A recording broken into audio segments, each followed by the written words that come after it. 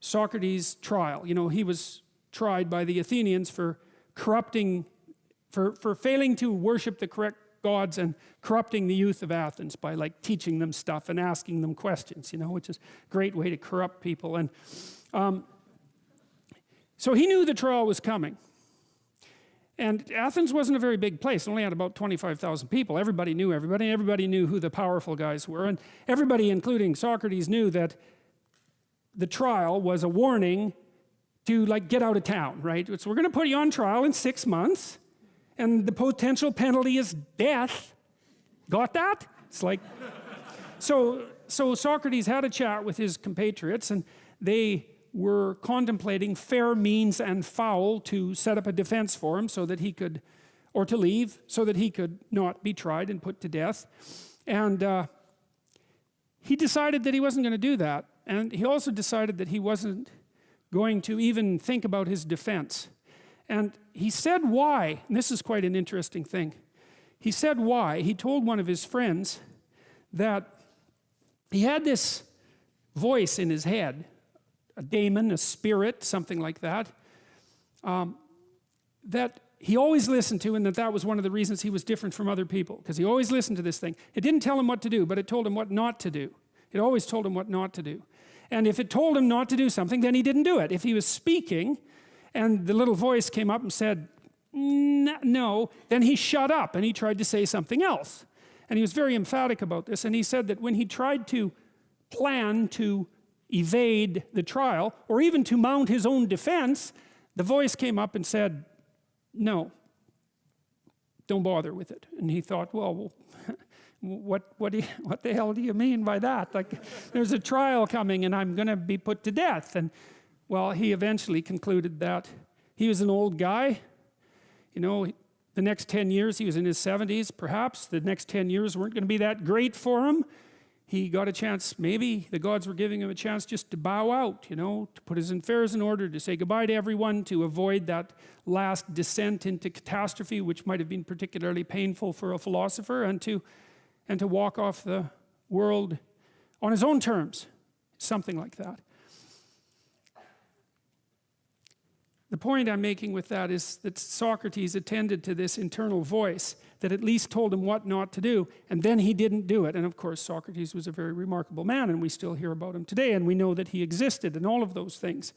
And so, back to the walking with God idea. You know, as you elevate your aim, you create a judge at the same time, right? Because the new ideal, which is an ideal you, even if it's just an ideal position that you might occupy, even if it's still conceptualized in that concrete way, that becomes a judge because it's above you, right? And then you're terrified of it, maybe. That's why you might be afraid when you go start a new job, right? Because this thing is above you and you're terrified of it, and it judges you. And that's useful because the judge that you're creating by formulating the ideal tells you what's useless about yourself, and then you can dispense with it. And you want to keep doing that, and then every time you make a judge that's more elevated, then there's more useless you that has to be dispensed with.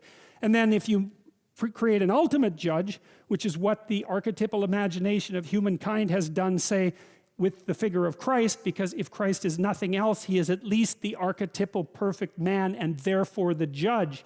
You have a judge that says, get rid of everything about yourself that isn't perfect. And of course, that's also what God tells Abraham, right? He says to be perfect, to pick an ideal that's high enough, and you can do this. The thing that's interesting about this, I think, is you can do it more or less on your own terms. You have to have some collaboration from other people, but you don't have to pick an external ideal. You can pick an ideal that fulfills the role of ideal for you. You can say, okay, well, if things could be set up for me the way I need them to be, and if I could be who I needed to be, what would that look like?